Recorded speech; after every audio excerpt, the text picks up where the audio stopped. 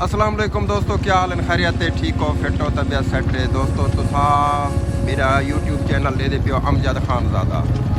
दोस्तों क्या दौर होंदा? PTCL का दौर होंदा, PTCL फोन का दौर होंदा। ये उनकी इमारत है कह रहे ही इमारत PTCL का खंबा होंदा। इमारत PTCL का खंबा होंदा, PTCL फोन का।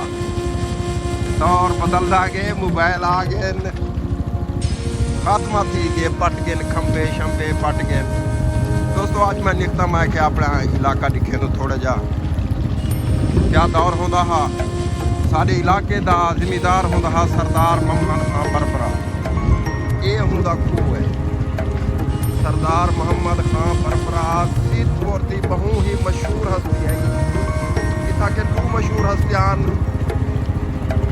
मखदूम रजा बुखारी, उनका वालिद साहब मखदूम अल्ताफ बुखारी, मखदूम सैयद अल्ताफ बुखारी उनका दौर होंदा ते सरदार मोहम्मद खान बरबरे का दौर होंदा।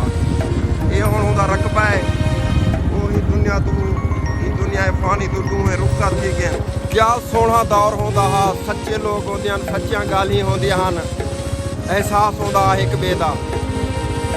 ये साडे दूहें सीतपुर दे पावे हन, पावे सरदार मोहम्मद खान बरबरा ते मखदूम सैयद अल्ताफ हुसैन बुखारी।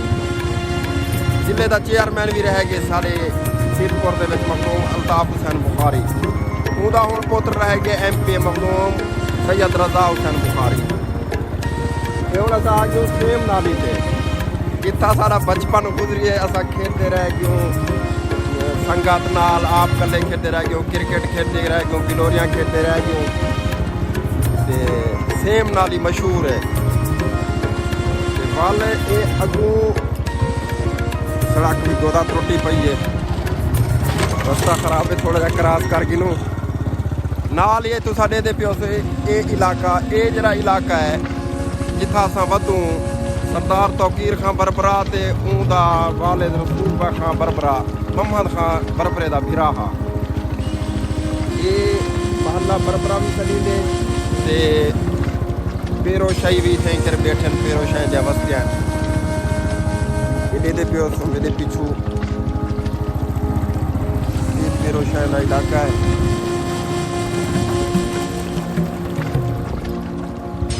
ये सरदार तौकीर खान बरबरे का घर है। रसूल बाग जुताई रसूल बाग बरबरे का पुत्र सरदार तनवीर खान ते सरदार रसूल बाग बरबरे का पुत्र तौकीर खान बरबरा। ये असां बरबरे वाले पासे आए वधू।